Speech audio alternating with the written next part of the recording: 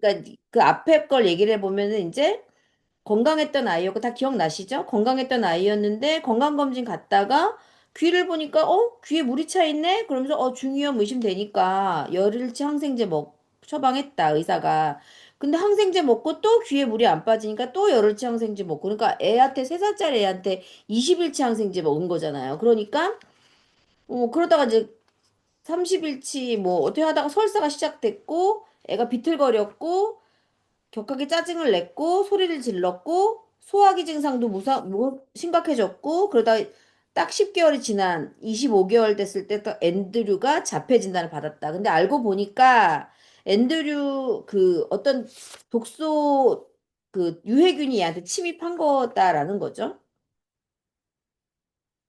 음, 앤드류는 아니요. 앤드류는 클로스트리디움 테파니하고 뭐 디피실리가 뭐 된 거다 뭐죠 이렇게 하는데 어쨌든 그런 균들이 그 항생제 과용했을 때 평소에는 멀쩡하게 있다가 중간균 그러니까 평소에는 그냥 약간 순한 애로 아무 문제를 안 일으키고 있다가 우리 몸에 수백만 개 균이 있는데 그중에 그냥 하나로 살고 있다가 항생제를 딱 먹었을 경우 항생제가 과용됐을 때 얘가 갑자기 악마로 돌변하는 균이었다. 그래서 클로스트리디움 디피실리 같은 경우는 우리 마이랩의 그 유해균 그 5가지 균주 중에도 하나 체크된 균이다. 근데 그 균이 있는 애들은 항생제를 먹으면 안 되는 거죠.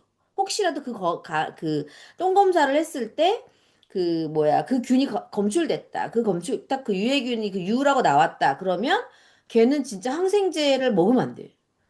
그럼 항생제 안 먹으면 어떻게 감기를 나을까요? 상식적으로? 뭐 어떻게 해야 되죠? 감기가 병원에 가서 진단을 받아라. 그래서 바이러스성인지 세균성인지 진단을 먼저 받아야 되는 거죠.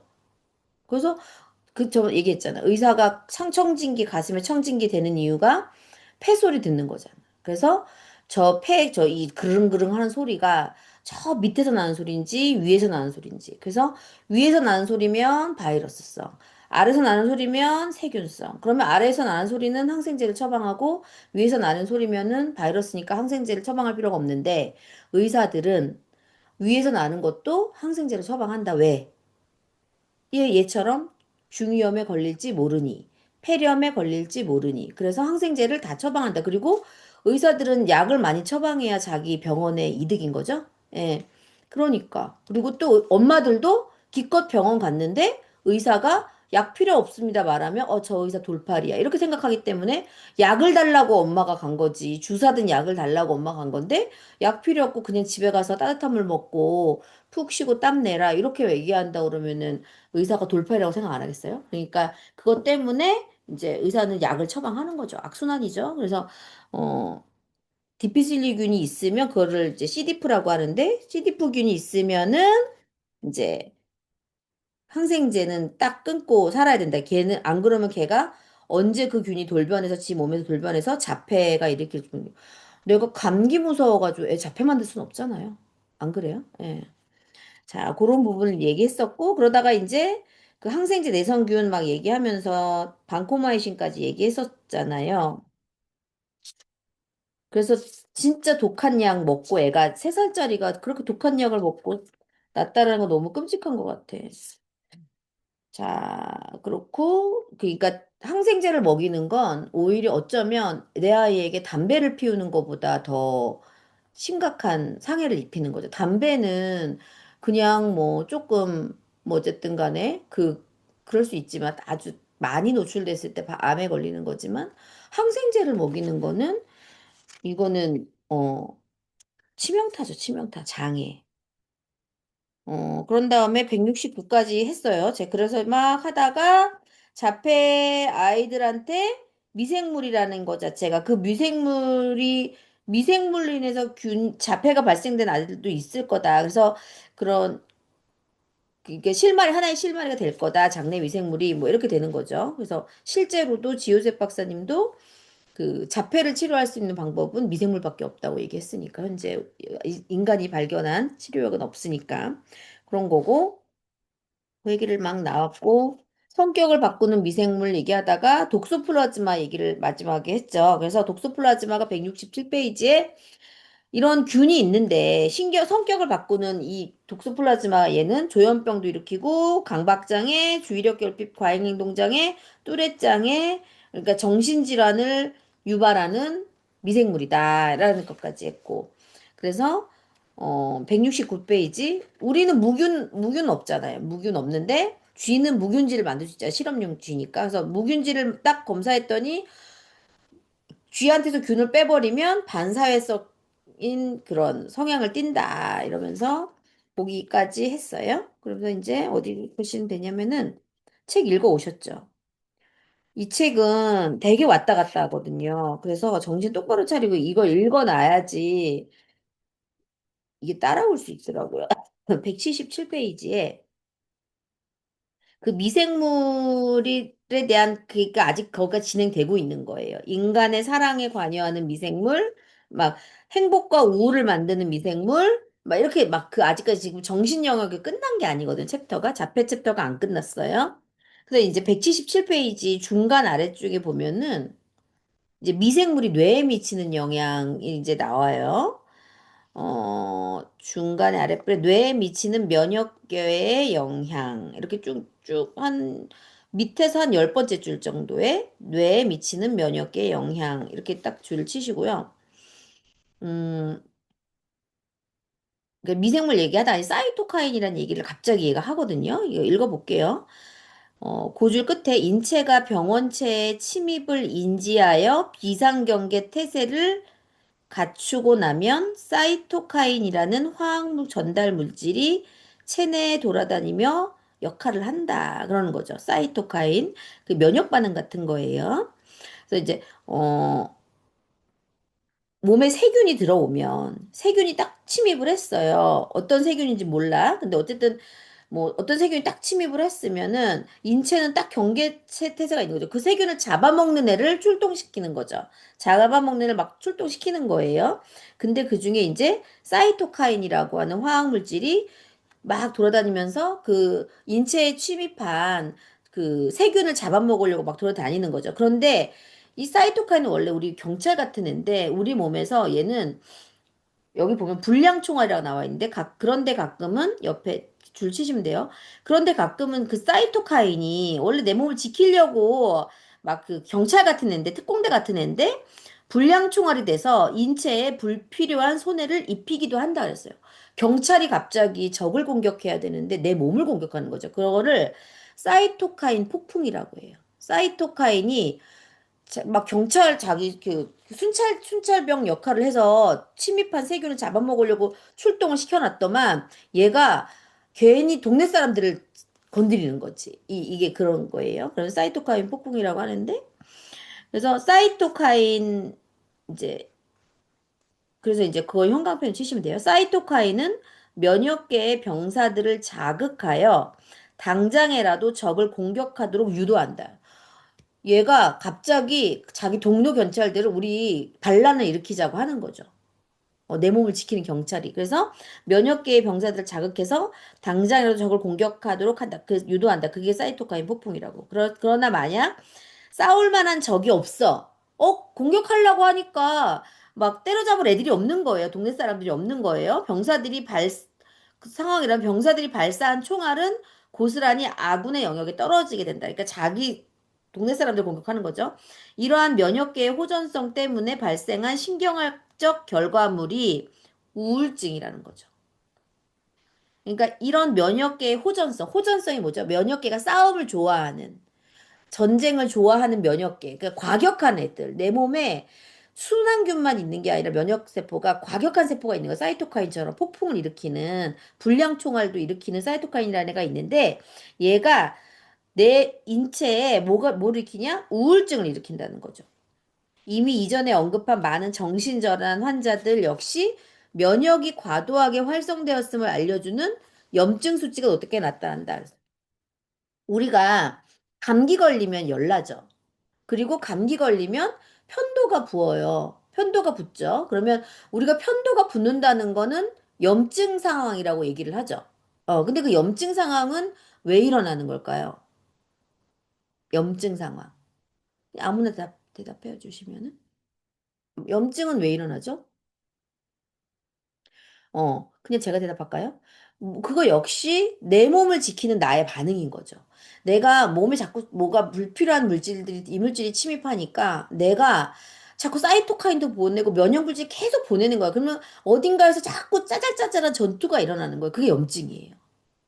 이해됐죠? 자, 그러면 면역이 앞에 페이지에서 형광펜으로 정신질환 환자들 역시 면역이 과도하게 활성화되었음을 알려주는 염증 수치가 높게 나타난다. 그러니까 면역이 과하게 되면 내가 적을 공격하려고 했는데 아군을 막 공격하는 것처럼 자꾸 염증 수치가 올라가는 거지. 짜잘짜잘한 막 총싸움이 주변에서 막 일어나는 거야. 편도에도 일어나고 내 몸에 열도 올라가고 막 이렇게 되는 거죠. 그러니까 주의력 결핍 과잉행동 장애, 강박 장애, 조울증, 조현병, 심지어 파킨슨병이나 치매까지도 결국은 면역의 과잉 반응이다. 우리 면역의 과잉 반응이 원래 뭐예요? 아토피 비염 천식이잖아요. 아토피 비염 천식이 원래 면역의 과잉 반응이야. 그게 내 면역이 너무 과하니까 과한 게 여기서 과한 게 면역이 좋다는 뜻이 아니에요. 면역이 과하게 생성되니까 좋은 건 아니라고 그랬어요. 면역이 과하게 생성되니까 자질구레한 싸움들이 막 일어나는 거예요. 호전성. 싸움이 자꾸 일어나는 거예요. 그러니까 염증 수치가 높아지는데 결국은 보니까 정신이 질환이 있는 사람들이 면역이 과잉되더라. 이런 거예요. 그래서 결국은 어 미생물이 세균이 내 몸에 행복감과 우울감도 다 관장한다. 그래서 이 장청래청 이 얘기를 계속 하고 있는 거예요. 그다음에 넷째 줄 아래로 내려가면 마찬가지로 자폐증 증상을 보이는 환자의 몸에서도 면역계가 바쁘게 돌아다니면서 사이토카인을 공격 수준까지 뿜어내고 있다 그랬어요. 그래서 자폐증 보이는 환자들도 면역 과잉이니까 그러니까 자폐, 화살표, 면역 과잉, 화살표, 사이토카인 폭풍인 거죠. 맞죠? 그러니까 화살표, 염증 증가 이렇게 되는 거예요. 그다음에 하나, 둘, 셋, 넷, 다섯, 여섯 번째 줄 내려가면은 이제 클로스트리디움 볼티아이라고 나오거든요. 그거는 밑에 줄 확실히 자폐 아동의 경우 박테리아의 균형이 정상 아동과는 다르게 나타났다. 이런 불균형적인 조성 중에도 가장 두드러진 것이 클로스트리디움 속 박테리아들이다. 이렇게 됐죠. 그러니까 아까 말한 디피실리라던가 테탄이라던가 이 볼티아이 같이 클로스트리디움 이런 아이들이 가만히 내 몸 안에 있다가 어떤 환경이 되면 팍 치고 나가는 호전성인 전쟁을 좋아하는 아이들이다. 이런 아이들이 사이토카인 폭풍을 일으킨다. 그러면 어떻게 하면 될까요? 정신적으로 문제가 있는 아이들, 아니면 자폐나 산만한 아이들이나 뭐 이런 아이들, 정신질환, 우울증인 사람들이나 그런 사람들은 어떻게 될까요? 장내 미생물의 균형을 맞춰줘야겠죠. 그러면 이제 이런 거를 보여줘야 되는 거지. 그러니까 우리가 그냥 장청 내청이야 그 유산균 먹어야 돼 이러면 사람들은 자폐 아이를 둔 엄마나 아니면 ADHD 아이를 둔 엄마 그러니까 아니면 뭐 그런 우울증 인 사람들은 다 유산균에 대한 정보 다 있어요. 그렇기 때문에 그냥 뻔한 얘기다라고 생각하는데 이 책이 조금 어렵지만 그 자폐 부분을 조금 상세하게 읽어서 자기가 준비를 해가지고 가서 이거 봐봐. 내가 이거 보고 내가 생각나서 네가 생각났어 하면서 이렇게 쭉 읽어주면 그것이 단순히 물건을 팔려고 하는 얘기가 아니라 어 그냥 그런 진심이 전달될 수 있는 거죠. 그래서 저는 책이 주는 힘이라고 생각하거든요. 우리가 누군가에게 유산균을 하나 전달하는 게 뭘 다른 거 먹을 거면 그냥 이왕이면 아메이거 먹으면 좋지 이런 생각을 떠나가지고 조금 개인 맞춤 유산균이라는 것 자체가 진입이 조금 쉽지 않잖아요. 똥키트도 해야 되고 뭐 막 이런 여러 가지 진입 장벽이 있지만 좀 책을 통해서 약간 진정성 있게 접근하면 충분히 승산이 있지 않을까 생각을 하거든요. 오해하지 않고. 자, 쭉 넘어가다가, 지금 계속 뇌와의 연관성이에요. 180쪽 보면은 프로피온산이라고 나오거든요. 네 번째 줄에. 프로피온산 우리가 뭐죠? 우리 뷰티르산 우리 그 요번에 바뀐 그거 똥키트 그거 검사지 받아보신 분 바뀐 검사지 받아보셨죠? 받아봤죠. 거기에 보면 요번에 바뀐 검사지가 엄청 무섭게 나오죠.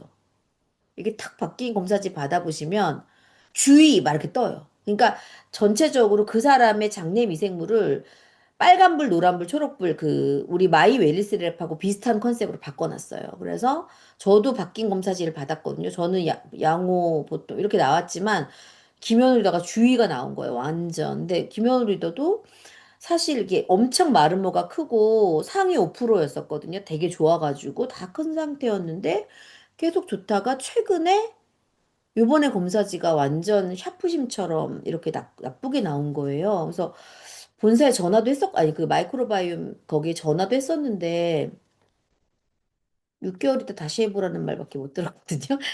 그래서 다시 열심히 먹고 좀 해보자라고 생각했는데 그때 거기에 그 새로 나온 똥키트 결과지에 뷰티르산 수치가 나와요.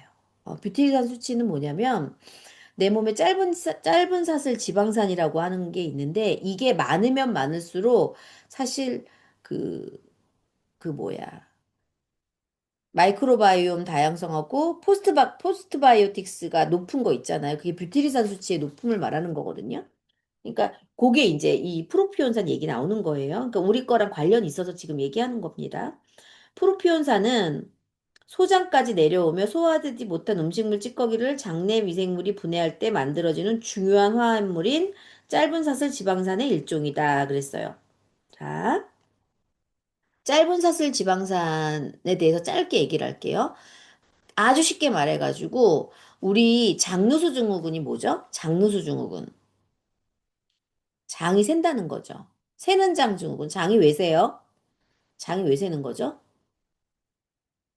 소화되지 않은 찌꺼기, 음식물 찌꺼기가 소화되지 않은 음식물 찌꺼기가 장내로 들어오면서 그냥 그 장 틈으로 그냥 뚫고 들어오는 거잖아요. 그게 장누수 증후군이잖아요. 근데 그 소화되지 않은 찌꺼기가 원래 똥으로 갔어야 될 한마디로 똥찌꺼기가 내 몸에 인체로 유입이 된 거잖아요. 그러니까 걔가 완전 막 면역 반응 일으키고 아토피도 유발하고 비염, 천식, 뭐 각종 자가 면역 질환 유발하는 게 새는장 증후군이잖아요. 근데 짧은 사슬 지방산이 무슨 역할을 하냐면은 그 소화되지 않은 찌꺼기를 빨리 분해하는 역할을 얘가 해요. 그래서 우리 몸에 짧은 사슬 지방산이 많으면 장이 건강한 이유가 내가 음식물을 제대로 안 씻고 넘기는 거 자꾸. 막 특히 애들 한 두세 번 씻고 막 넘기잖아요. 그러니까 엄마가 또 소화 잘 되라고 밥에 국에다가 밥 말아주고 막 이렇게 먹이고 물에 밥 말아 먹이고 소화 잘 되라고 이렇게 먹이는 것들이 다 소화를 막는 길이잖아요. 그래서 원래 애들은 국을 먹으면 안 돼요. 애들은. 왜냐면 저작작용을 그 애들이 안 하거든요, 잘. 우리 어른처럼 이렇게 꼭꼭꼭꼭 씹지 못하기 때문에. 그리고 아이들의 소화기는 어른보다 약하잖아요. 그런데 이 애가 국까지 먹는다? 그러면 이 위산이 묽어져. 그러니까 위에 pH가 1, 이 정도가 돼야 되는데 밥에다가 국에 말아가지고 이렇게 후루룩 후루룩 먹잖아요. 그러면 가뜩이나 음식물을 안 씹는 애가 그냥 넘기는 거죠. 그러면 나는 우리 애 딱히 나쁜 거 먹인 것도 없고 나는 우리 애 인스턴트도 안 먹이고 뭐 콜라도 안 먹이고 뭐도 안 먹이는데 우리 애는 왜 맨날 아파요? 이렇게 얘기하면 엄마가 국에 밥 말아 먹일 수 있어요. 늘 국, 밥, 뭐 이런 거 있잖아. 반찬 세 개. 이런 식습관이 안 좋은 거. 그래서 식사 전후로 30분 정도는 물을 차단해야 돼. 그런 아이들 경우. 근데 우리는 같이 먹이잖아.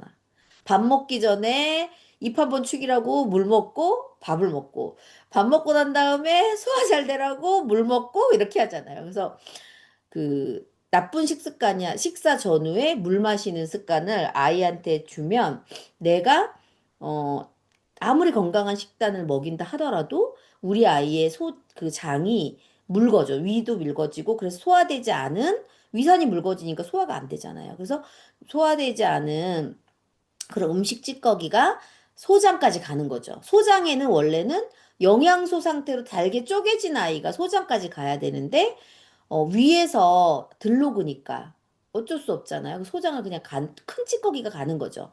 그런데 다행히 만약에 이 아이가 뷰티르산이나 프로피온산이나 뭐 그다음에 뭐지? 하나가 더 뭐지? 아세트산. 그러니까 짧은 사슬 지방산이 많은 아이라면은 그런 애들이 소화를 도와가지고 소장의 흡수를 돕겠죠. 근데 그렇지 않으면 이제 걔는 100% 장루증, 아토피, 비염, 천식에 걸린다라는 거죠. 자, 여기까지 했죠. 그래서 짧은 사슬 지방산에는 이걸 형광펜으로 하시면 돼요. 짧은 사슬 지방산에는 크게 프로피온산, 아세트산, 부티르산 등의 세 가지 화합물이 있는데 각각은 체내에서 중요한 임무를 수행하며 인간의 건강과 행복에 매우 중요한 요소라는 공통점이 있다. 이 부분이 되게 좀 뭉뚱그렸는데 그러니까 중요한 임무가 뭐라는 얘기예요? 음식물 분해. 음식물 분해를 얘가 없으면 못 한다니까요.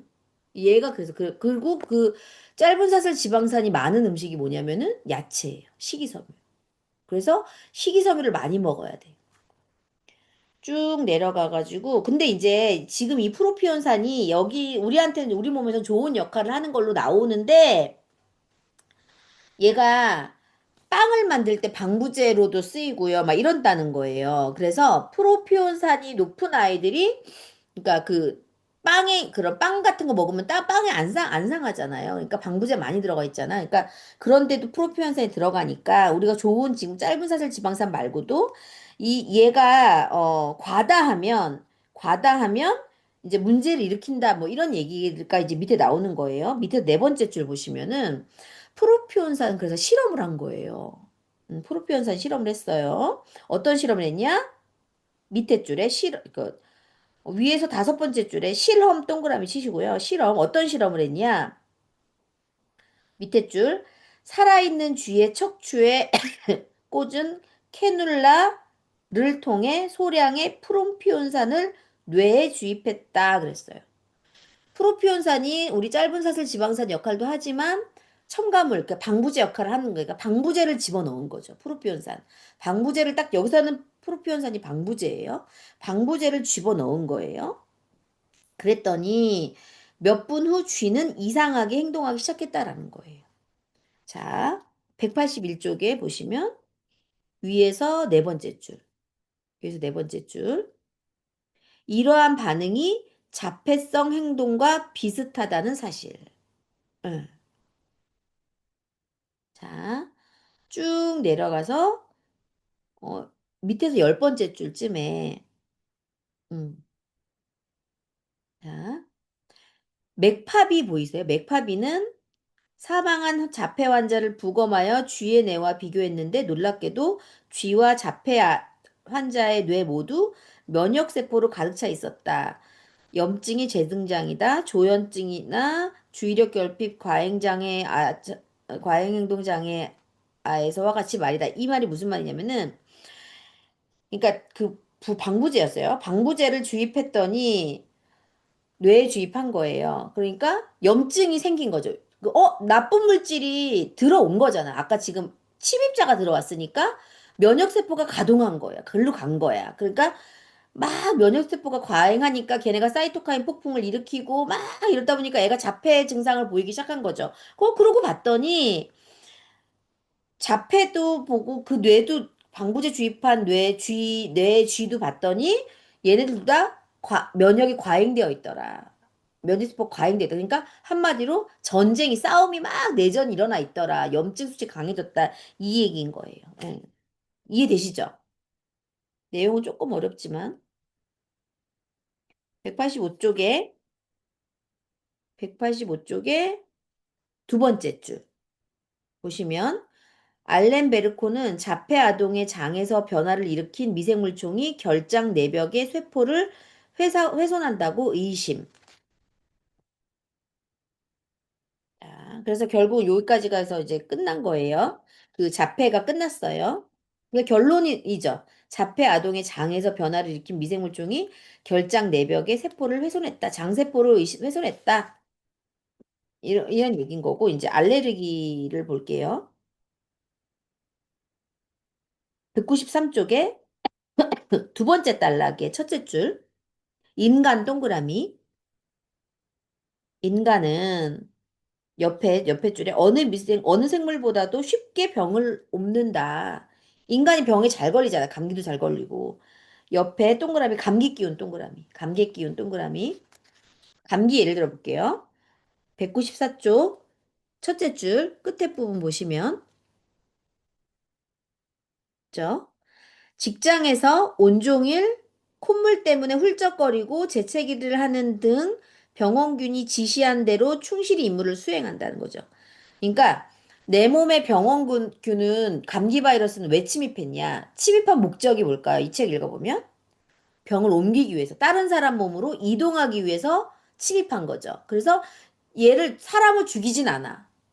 죽이지 않고 다른 게 집에서 끙끙거리게 만드는 게 아니라 기어가서 출근해서 다른 사람의 직장 출근해서 다 사람들만서 기침하게 만들고 옆으로 옮기게끔 하는 게 얘의 목표라는 얘기죠. 그쵸? 예. 자, 그 얘기를 하는 거예요. 어, 직장에서 콧물 흘리고 훌쩍거리고 재채기하고 병원균 지시한 대로 충실히 임무를 수행한다. 왜? 옮기라고. 옆에 줄, 이제 형광펜. 병원균은 당신이 계속 사람들과 만나면서 자기들을 널리 퍼뜨려 주기를 바라는 것. 감염되기를. 그쵸? 자기가 번식해야 되니까. 이 사람 몸에 있다가 저 사람 몸에 있다. 왜냐면 이 사람 몸은 2주밖에 못 살아. 어차피. 사람 몸에는 2주밖에 못 삽니다. 그래서 어 그러면 우리 애는 감기 걸리면 한 달 이상 걸리던데요? 다른 바이러스가 또 들어온 거예요. 네. 그 한 바이러스는 2주밖에 못 살아요. 수명이. 자, 그러면 두 줄 밑으로 내려가면요. 남에게 병원균을 옮길 수 있을 정도로 콧물과 기침이 나지만 그 병이 있다는 거예요, 병독성. 동시에 너무 아파서 사람을 만나지 못할 정도는 아닌 딱 그만큼의 수준까지만 아프게 한다는 말이죠. 음. 그래서 감기로 죽지 않아요. 감기로 죽지 않으니까 너무 무서워할 필요도 없고 너무 그것에 과잉 대응해서 애를 잡을 필요가 없다는 거야. 그런 감기 저런 감기 다 바이러스에 애가 걸려봐야 항체라는 게 생겨. 그 항체는 약 먹는다고 절대 생기는 게 아니라 그 바이러스를 직접 경험해서 앓고 나면 걔를 기억하게 돼요. 얘 예전에 내가 걸렸던 애네? 이렇게 기억한다니까요. 그럼 그 비슷한 모양을 가진 바이러스는 다 얘가 무찌를 수가 있어. 내 몸이. 그런데 내가 어느 바이러스, 수백만 바이러스가 있는데 그 몸에 어떤 바이러스가 들어올지 모르고 그걸 다 그에 맞는 약도 없잖아요. 우리가 그래서 코로나 때 무서웠던 게 약이 없잖아요. 그러니까 일반 감기약 줬잖아요. 그런 거죠, 그런 거예요. 그래서 감기를 너무 과잉 대응하면 오히려 내 아이의 면역을 망치고 그러다가 나중에 진짜 심해지면 자가면역질환, 그 다음에는 정신질환이 온다는 거죠.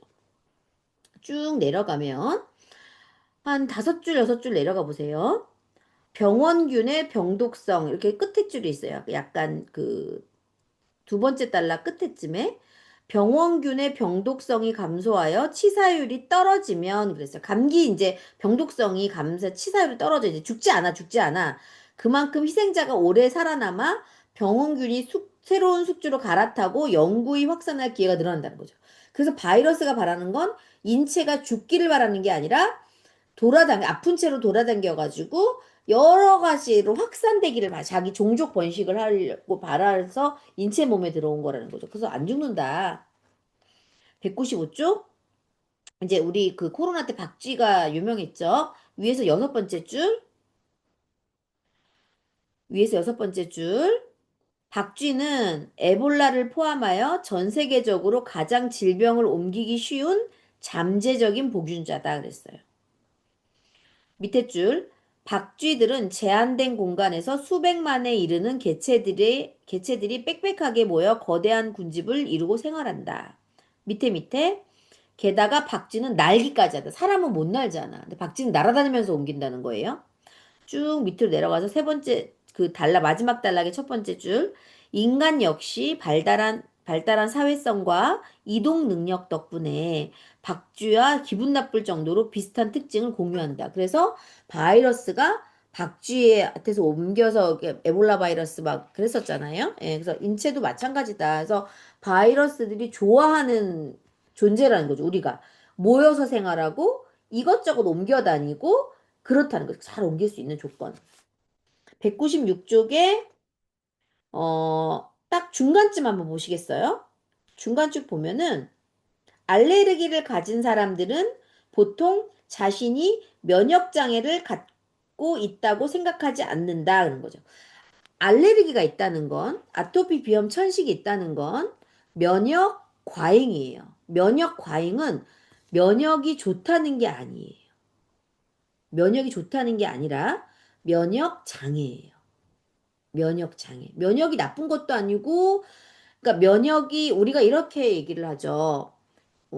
유방암 뭐 이런 거 여자들 뭐 유방암 뭐 자궁암 이런 거 조심해. 너 여성 호르몬 에스트로겐 많이 먹으면 유방암 걸려. 뭐 이래가지고 의사들이 뭐 석류 먹지 마라. 뭐 아세로라 먹지 마라. 뭐더라 뭐 이런 거 막 즙 논이 뭐즙 이렇게 베리류 먹지 마라 이렇게 많이 얘기하잖아요. 그리고 콩에 이소플라본 먹지 마라. 왜 걔가 여성 호르몬의 역할을 하니까 먹지 마라 이렇게 얘기를 하지만 그거는 여성 호르몬 과잉이 아니라 여성 호르몬 과잉을 유발하는 게 아니라 그 유방암이나 자궁암은 여성 호르몬의 불균형 때문에 생기는 문제라는 거지. 균형을 지가 못 맞춰가지고 생기는 거지 많이 먹어서 생기는 게 아니라는 거예요. 똑같아요, 이것도. 이것도 또 그 말 똑같은 말이거든요. 알레르기는 면역이 과잉됐다고 표현을 하지만 그 과잉이 좋아서 생긴 게 아니라 불균형한 거. 그러니까 장애인 거죠. 그리고 여성 유방암 이런 것도 호르몬 장애인 거죠. 호르몬 과잉이 아니라. 예. 요거 헷갈리지 마세요. 그래서 간혹 가다 의사 선생님이 나는 유방 뭐 어쩌고 하다고 더블 X 먹지 말라는데 이렇게 말하는 사람들이 있어요. 그러면 설명해 주세요. 호르몬 과잉이 아니라 호르몬 장애의 문제인 거다. 그래서 오히려 더 먹어주고 더 조절할 수 있는 면역을 키워서 그 스스로 인체를 조절해야지. 그러면 평생 그걸 안 먹고 살 거냐라는 거지. 자, 밑에 줄에 보시면 이들에게 필요한 것은 강화가 아니라 실은 그 반대다. 알레르기는 면역기가 너무 적극적으로 활동한다는 건 예민하다는 거예요. 과민하다는 거죠. 우리가 신경이 예민하면 어떡하죠? 남편이 조금만 뭐라도 막 짜증내죠. 그 예민한 거잖아. 맞잖아요. 그거 똑같은 거예요. 면역이 이게 예민하다고 받아들이시면 됩니다. 그래서 우리 피부가 얇고 그러면 그 화장품 아무거나 못 바르죠. 이렇게 트러블 난 사람 있잖아. 그거를 피부가 과민하다고 하죠. 예민하다고 하잖아요. 그러니까 그거예요. 그 피부가 예민하다는 건 뭐예요? 약하다는 거죠. 이것도 마찬가지. 면역계가 적극적으로 활동하여 너무 적극적으로 활동한다는 것 자체가 과민하다, 예민하다, 약하다 이 뜻이에요. 적극적 활동한 신체에 전혀 유해하지 않은 물질까지도 공격하는 바람에 나타나는 증상이다. 그냥 성격 좋은 애니까 성격 좋은 애는 건강해. 면역이 만약 성격이 좋다. 순하다. 잠도 잘 자고 순해. 자기 역할도 잘하고 밥도 잘 먹고 순해. 그런 애들은 건강한 거고. 밤에 자꾸 깨고 찡얼대고 신경질 내고 예민하고 울고 이러면은 예민한 거. 그럼 약한 거라는 거죠. 자, 그 다음에 198페이지 제일 마지막 두 줄 보세요. 유럽이나 북미 사람들은 한마디로 지나치게 깨끗하다. 그래서 딱히 할 일이 없어진 면역세포들이, 원래 면역세포는 세균하고 세균을 없애야 되는데, 할 일이 없는 거야. 세균이 안 들어오니까. 면역세포들은 싸우지 못해 안달이 난 나머지 꽃가루처럼 무해한 물질까지도 필사적으로 공격하는 지경에 이른 것이다. 이런 거. 할 일이 없어. 심심하니까 그냥 아무한테나 시비 거는 거죠. 꽃가루 같은 거 아무 역할 안 하는데. 이게 이제 위생가설인 거예요. 그래서 너무 깨끗하게 키우지 마라. 여기서 깨끗하게 키운다는 말은 재균하지 말란 얘기예요. 그 재균이 뭐냐면, 우리 왜 애들 손 씻는 거, 이거 할 때, 데톨, 막 이런 거, 항균 세제 막 쓰고 그랬잖아요. 근데 원래 상주균이 살아야 되는데, 여기다 세균을 자꾸 재균을 해버리면, 이제 이런 일이 발생하는 거죠. 너무 균이 안 들어오니까, 시덥지 않은 애가 들어왔을 때 반응한다는 거죠. 예. 막 진먼지 뭐 이런 거 있잖아요. 막 그런 거에 반응한다는 거죠. 그래서 위에서 199쪽에 위에서 세 번째 줄 면역세포를 무자비한 사냥꾼에 비유해보자. 이들은 오로지 병원군을 수색하고 공격하는 데 익숙하다. 세균 잡는 데 익숙하는 거예요. 아까 사이토카인 생각하면 돼요. 그런데 과거에는 심각했던 감염병들이 예방접종을 인하여 자취를 감추고 세력이 약한 균들마저 위생적인 환경과 청결한 생활습관 덕분에 힘을 잃다 보니까 정작 사냥꾼들은 사냥감이 없어서 갈팡질팡하는 꼴이 되었다. 저 끝에 줄 만반의 태세를 갖춘 사냥꾼은 원래 사냥감 대신 엉뚱하게 꽃가루나 먼지까지 닥친 대로 공격한다. 그 네 줄 아래로 내려가면은 기생충의 부재로 인해 면역계가 일할 사람은 많은데 할 일이 없어진 상황이 된 거죠. 면역계는 원래 나쁜 세균을 잡아먹는 게 자기 역할이었어. 그런데 세균이 안 들어오니까 너무 깨끗한 환경에 놓이다 보니까 그렇게 된 거죠. 그리고 자, 그래서 형광펜으로 198쪽의 아래 지나치게 깨끗하다. 그래서 딱히 할 일이 없어진 면역세포들은 싸우지 못해 안달이는 나머지 그거 쭉 줄 치시고요. 그 줄 치시고요. 그다음에 형광펜으로 만반의 태세를 갖춘 그 두 번째 단락의 끝에 만반의 태세를 갖춘 사냥꾼은 원래 사냥감 대신 엉뚱하게 꽃가루나 먼지까지 닥친 대로 공격한다 쳤고요.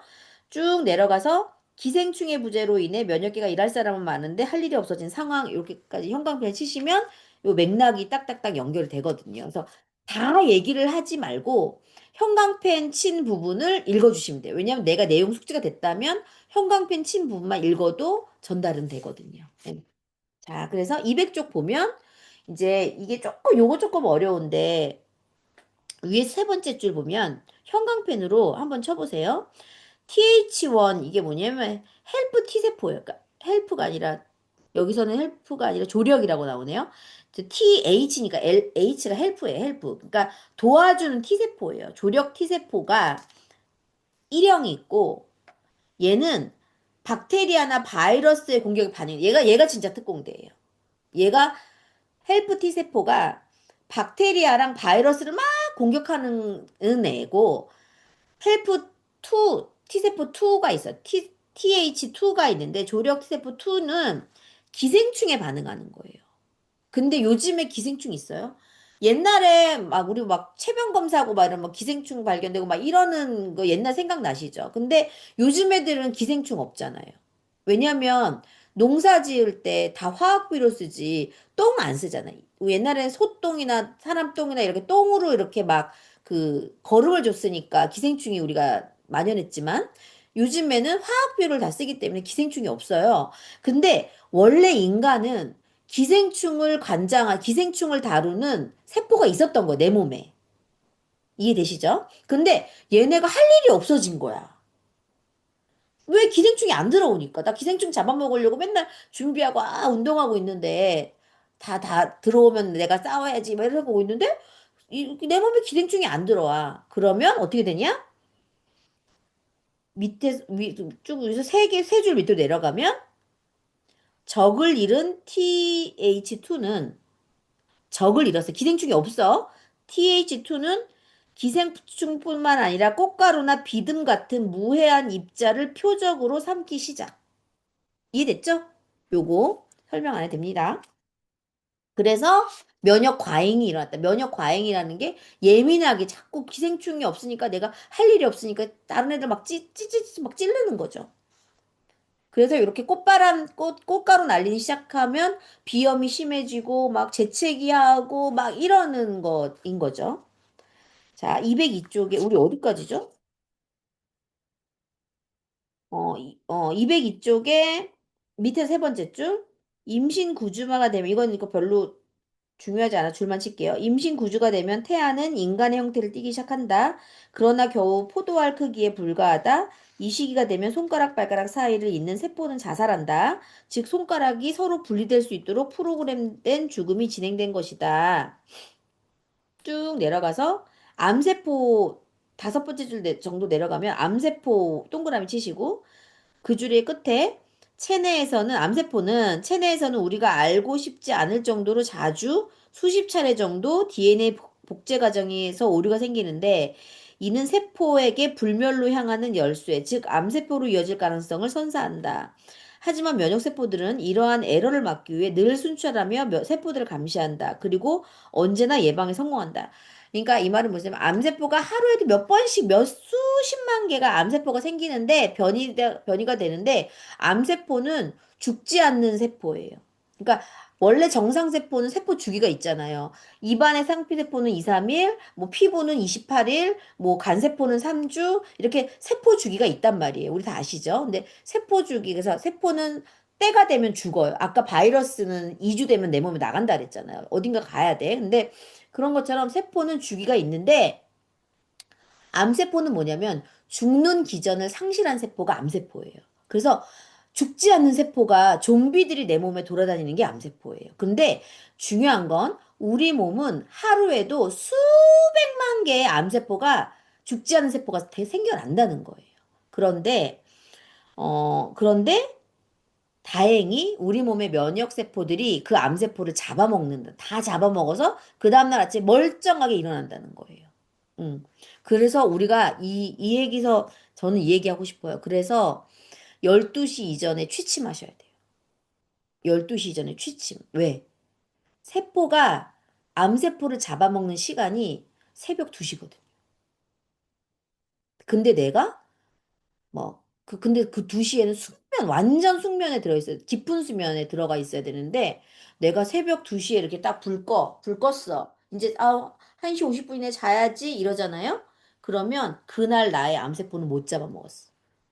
경찰이 못 나와요. 그래서 수면 시간을 불규칙하게 하는 거는 진짜 너무 나빠서 3교대 근무하시는 분들 있죠. 주야 이렇게 막 밤에 막 그러신 분들이 이제 질병에 노출되기가 쉬운 거지. 그래서 반드시 12시에는 누우셔야 됩니다. 우리도 12시에 누울 거예요. 자, 204페이지. 이거는